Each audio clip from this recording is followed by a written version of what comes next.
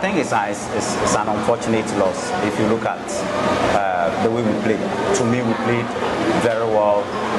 We created very decent chances that we could have converted, especially in the first half. We created a lot. In the second half too, we did create a lot. But then the game is all about scoring goals. So we didn't actually convert our chances, and then out of nothing, I think from 50 yards or 40 yards, I think they got that unexpected. I mean, after that, we still could have come back. We created some decent chances, but then we still couldn't convert it. Your third consecutive loss. Are you worried as a coach of ASANTE KOTOKO? No, it's not good.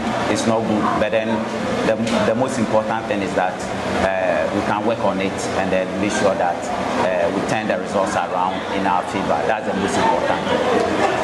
In the 90 minutes, did you miss your injured striker in this game? Sure, absolutely. Somebody who is our top marksman, of course, we miss him in the game. But then he's injured, he's out, and we have to make do with him. Those who also played, I'm sure, give a good account of themselves, which is Saka and then Auchi. They give a very good account of themselves. We have more games ahead. What are you going to do different in your subsequent games? I think we need to work harder than before and make sure that we win. The game is about winning. When you win, you get the points. If you don't win, you don't get the points. So we need to work harder, look at the errors that are recurring in the team and be sure that we design drills to correct them. And then our strength, we try to consolidate them. Coach, in the first half, you dominated. You see, watching the game, you did all the necessary things, the positive things in the game. But then again, what has been the Achilles heel of the season has been conversion and decision making. How disappointed are you seeing your team creating all the good chances to score and yet they fail to convert? You rightly said, the game is about goals. So when you create all these chances and you don't score, and then out of nothing the opponents score, it's very discouraging. We just have to work harder on our finishing, and I'm sure with time, as we keep working harder and harder, they will get their confidence in front of goal and be able to score. Camara considered from first look, it's not even a chance to even think of conceding. Would you say that he miscalculated it, or he was just, the goal came because of his inability to side the ball very well as a result of the Suns' positioning?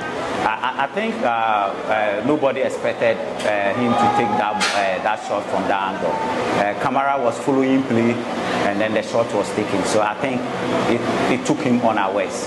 And then he was also complaining about the sun, that the sun actually got break up out of his sight, so he couldn't see the ball. So I mean, it has happened, and we just have to gather the pieces together and move on. Yeah. And finally, you introduce two of the youth players. They played 24 minutes, Avoka and then that of Jordan. How impressed were you with their performance on the field of play as young as teenagers in a crucial game of such magnitude? I think as teenagers, I mean, it was good at the level that they came to play.